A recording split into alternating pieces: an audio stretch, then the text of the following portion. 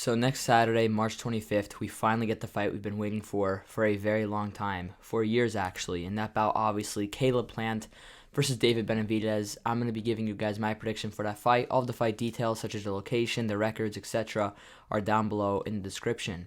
Now, how I see this fight playing out. What's going to happen in this fight, Plant's going to look excellent early on. He's going to make Benavidez look like an amateur. He's going to make him look sloppy. He's going to make him miss. He's going to counter him. He's going to make him pay. Benavidez will have his moments offensively, but the first early rounds, first half of the fight will be all Caleb Plant. However, inevitably, Caleb Plant will start to slow down.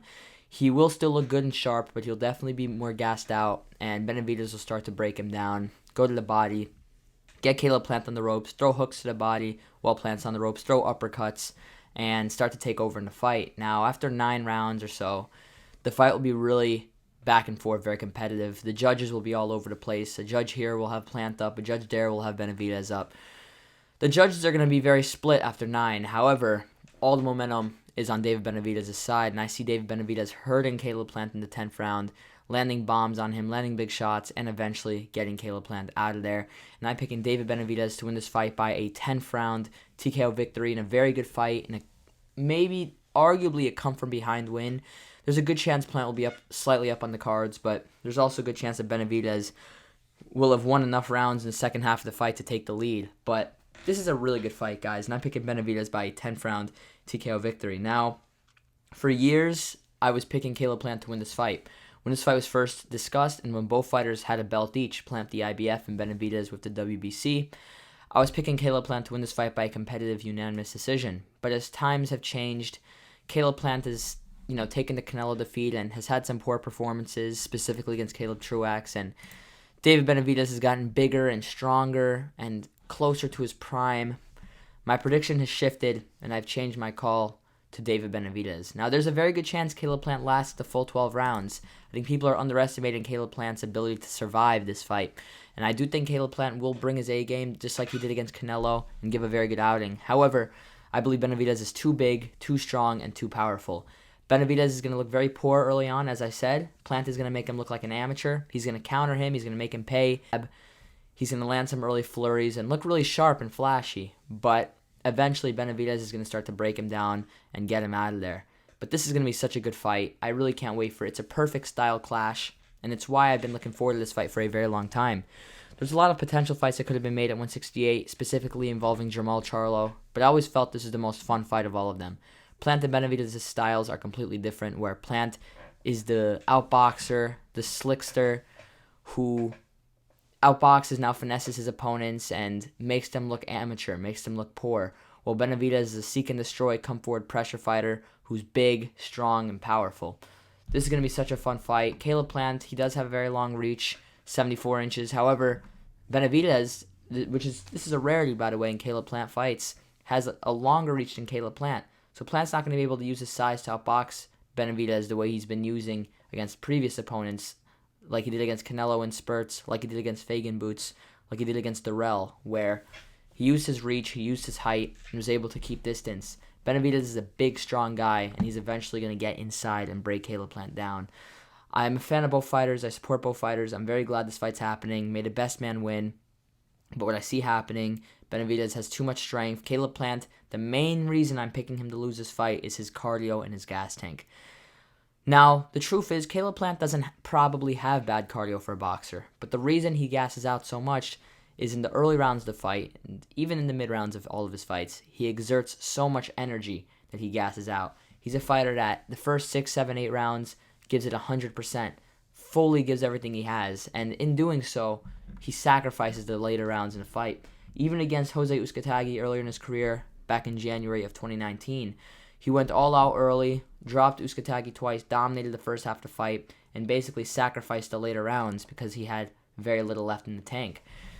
Against Canelo, we saw him give a good showing early on and eventually gas out and get broken down. I see that pattern continuing against Benavidez. Now, obviously, there's beef in this fight, and I expect Caleb Plant to give his A game and give a very good performance, and might very well be the best Caleb Plant we've ever seen against David Benavidez. However, Benavidez has been waiting for this opportunity. He has not fought the opposition Plant has, if we're being objective. Obviously, he hasn't fought a Canelo type of opponent. He hasn't fought anyone too amazing in his career, and this is his time to shine. This is his breakout fight, and this is going to be his breakout performance. And I'm going to tell you guys this right now. If David Benavidez gets past Caleb Plant like I'm predicting him to, the only fight I want Canelo to pursue is a fight with David Benavidez. I don't want to see Canelo rematch Bivol. No one wants to see that fight. He does not deserve an Artur Beterbiev title fight at 175 either. Have him stay at 168 where he belongs, and have him fight David Benavidez after he beats John Ryder. There's no one else from the fight. Jermall Charlo's been out of the ring for ages. Demetrius Andre's done nothing and brings nothing to the table. He doesn't bring much either, even though he is a mandatory. However, David Benavidez is a fight that we've all wanted to see for Canelo for years, and it's a fight that should happen next. And I believe once he gets past Plant, which will be a tough task and a difficult win for him, that fight will very likely be made. But this is going to be a really good back-and-forth fight. It's fire versus ice. A perfect blend of styles. It's going to be very entertaining, a fight of your candidate. I genuinely am looking forward to it. And I don't say that for boxing fights as much anymore. There's fights that I'm looking forward to here and there, but this is a fight that I'm truly excited for. I truly think the time has come. This fight is long past due, and I will admit this fight should have happened years ago. This fight would have been perfect when both fighters had one belt each, but it's still a great fight nonetheless, and the winner of this fight will very likely fight a top-tier, high-level pound-for-pound fighter in Canelo Alvarez. I believe the WBC is going to mandate that. Hopefully Canelo does not avoid Benavidez or Plant, as a matter of a fact, because if Plant wins this fight, he'll likely deserve that Canelo rematch, in my opinion. This is a guy who fought the best possible opponent, beat the best possible opponent in David Benavidez. He 100% deserves a Canelo rematch if he defeats David Benavidez. Let's not forget that Canelo fight was very competitive before the stoppage. I know the scorecards made it look like it was wide of Steve Weisfeld having it 98-92, but the people that saw that fight, that was a competitive fight. 7 rounds to 3, 6 rounds to 4, even 5 rounds to 5 even. I had it 5 rounds to 5, and I know that surprised a lot of people, but I had that fight really close while it lasted. However, it was obvious that the gas tank is what cost Caleb Plant the fight against Canelo, and I see his gas tank costing him the fight against David Benavidez. Caleb Plant may very well be the best 6-round fighter in the sport right now. He's very sharp early on, he's very explosive early on, and he looks very good. But he tires, he gasses out, he's fighting a bigger, stronger opponent, and Benavidez comes on strong in the later rounds. Let's not forget that. When you watch all of his recent fights, all the fights that went past the 8th, 9th round, he came on strong. Against Ronald Ellis, he kept coming and eventually got him out in the 11th. Against Angulo, he got him out in the 10th, consistent pressure. Against Anthony Dirrell, he got him out in the 9th. He was losing some of the early rounds against Anthony Dirrell, but he came on strong and got him out of there. He's a guy with a very good gas tank. He's going to throw a lot of punches late, and I see him getting Plant out of there. Now, one thing that I would advise Caleb Plant to do in this fight, and I know this sounds like a relatively obvious game plan, and it's going to sound a little weird that I'm even suggesting it, but it's the truth. Earn Benavidez's respect early on. If you can buzz Benavidez early, maybe even go as far as dropping him in the first 1, 2, or 3 rounds, that could actually win Plant the entire fight. I'll make a bold claim right now. If Caleb Plant could drop Benavidez in one of the early rounds, even if it's one knockdown, he will win this fight by a competitive decision, likely a split decision victory. He's going to have to get that early knockdown, though, and if he can't get it, I see him getting broken down. If he can't earn Benavidez's respect enough to where Benavidez isn't just coming forward going for the KO, he's not going to be able to keep Benavidez off of him for 12 rounds. If he drops him early on, that's going to give him some leverage, and that's going to give him some leeway. If he drops Benavidez in the first, second, or third round, by round 9 or 10, Benavidez will start to get comfortable with Plant. But by round 9 or 10, it'll likely be too late. If he can't drop Benavidez early, Benavidez will get comfortable with Plant much earlier in the fight, probably by rounds 4, 5, or 6, and you'll start to break him down from then. If you can drop him early, it'll take him longer to fully get comfortable with your power, and it'll be too late for him to get a stoppage or a decision victory. Get his respect early. Throw that jab as well. If you're Benavidez, you want to get this fight on the inside as much as possible. Get this fight on the inside and go to Caleb Plant's body. This is a guy who gets tired in fights, Caleb Plant. This is a guy who uses his feet a lot and utilizes the size of the ring. I believe he requested a maximum size ring, and in this fight, if he's getting a huge ring, you're going to want to go to his body to slow down his legs, and when you slow down his legs, you're also going to get him tired from going to the body. Plant already gasses out as it is. If you can go to the body and slow down his legs, you're going to get him tired much quicker, and it's going to assure you a stoppage in the later rounds. That's the game plans for both fighters. I think, obviously, there's much more strategic strategies that both fighters need to implement, but I believe those are some of the more obvious ones. As expected, Caleb Plant utilizes the size of the ring. Don't let Benavidez pin you against the ropes. Don't let him pin you in the corner. What I also want to add is they both have one common opponent, at least that I know of, in Anthony Dirrell. If I actually no, they also have Rogelio Medina as well. Let me just quickly check if there's anyone else. I believe those are the only two. There may be someone really early in their career that they both fought, but that fighter's probably irrelevant. But let's go over the Medina fights. So Caleb Plant outclassed Medina to a very comfortable unanimous decision victory. He schooled Medina and dominated him. He dominated the first 11 rounds of that fight, and he completely took round 12 off, losing round 12, winning 119 to 109.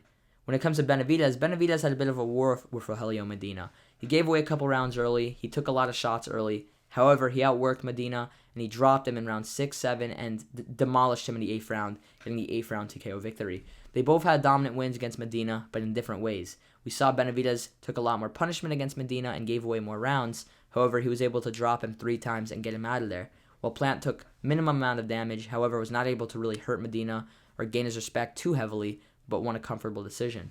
And then you look at the Dirrell outings. David Benavidez gave away a lot of the early rounds to Dirrell. Not a lot, maybe 2 rounds, 3 rounds early on. However, he started to figure him out. He started to bully him. He cut him badly in the 6th, and eventually the corner stopped the fight for Dirrell in round 9 due to a mixture of him giving the fight away completely and the blood on his eye, getting in his eye, and getting everywhere. Now, I will say this. Caleb Plant heavily outperformed David Benavidez against Anthony Dirrell. However, he fought a worse version of Anthony Dirrell. The Dirrell he fought was coming off of a draw against Kyron Davis, a year and a half prior. So, against Dirrell of Plant, it was somewhat competitive early. However, Plant started to take over, and he got the knockout of the year, knocking Anthony Dirrell out cold in the 9th round, winning my KO of the year. I would say Plant outperformed Benavidez against Dirrell and actually showed that he has respectable power. There's a helicopter outside. I apologize. I can't control that, though, so I don't know what I'm apologizing for. He knocked out Dirrell brutally, winning knockout of the year without doubt, in my opinion. However, it was an older and more withered Anthony Dirrell. But what was very good about this performance from Caleb Plant is Benavidez has something to be aware of now.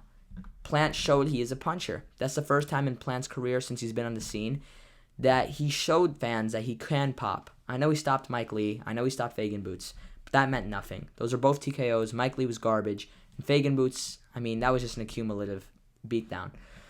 He knocked out Dirrell cold, and he gave Benavidez something to look at. However, I still don't think his power is going to be enough to keep him off him long enough. I'm picking David Benavidez by 10th round TKO victory.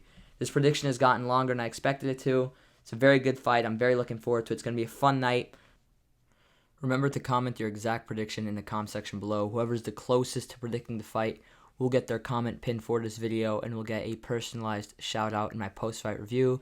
The only way you can be eligible is if you tell me the exact round you're picking for either fighter. Tell me the exact round you're picking in your prediction. Whoever's the closest will get a comment shout out and their comment pinned.